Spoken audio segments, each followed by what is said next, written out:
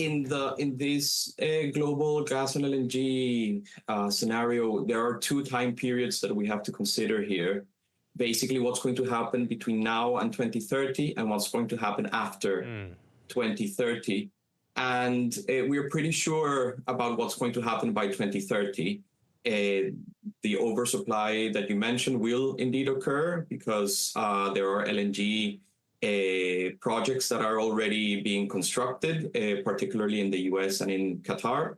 And by our estimates, this means that by either 2029 or 2030, about 625 million tons of LNG capacity is going to be basically the size of the supply aspect.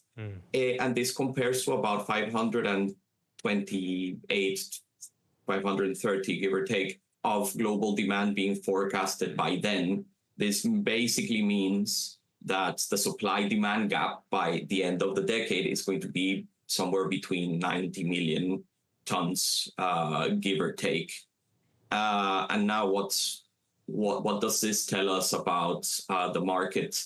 This supply-demand gap will help to lower gas and LNG prices by 2030, and that basically sets the stage for what will happen after 2030.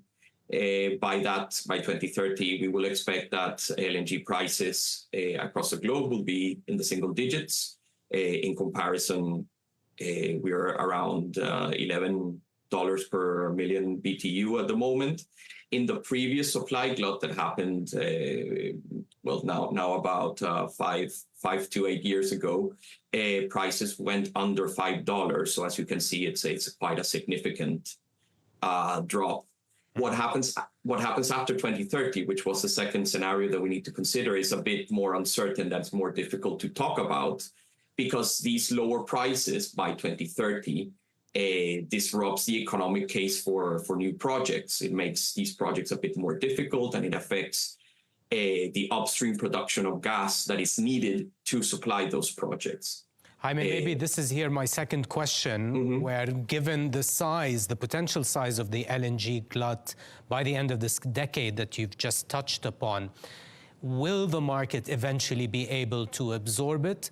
And what factors would support this absorption? And how much time could that take until we draw down this excess supply that we are expecting end of the decade?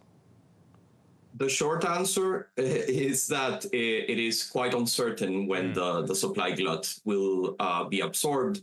And this is because it depends on many factors, particularly on the demand side. But as I said, the low price picture affects supply post 2030. As I was going to mention before, lower prices also incentivizes higher gas and LNG consumption. Sure. It incentivizes coal to gas switching, and it potentially creates more markets that didn't exist before, such as, for example, in the transport sector, in the maritime sector. That's on the positive side. So if that appears because of the lower price scenario, then the oversupply will be absorbed quicker in the next few years. However, on the other side of that picture, there's a lot of uncertainties because this demand force will not materialize. One of the big question marks, for example, is how much artificial intelligence data centers will absorb in terms of energy and power, policies and the pace of the energy transition, and how much renewables will compete with natural gas is also another aspect of it. And of course, there's the geopolitical aspect to everything that just creates a lot of uncertainties. The length of the war in Ukraine, a potential closure of the Strait of Hormuz, potentially affecting supplies coming out of Qatar, also becomes a big uncertainty. But the big question is, all things being the same, is how much new demand will be created or destroyed depending on the lower price environment.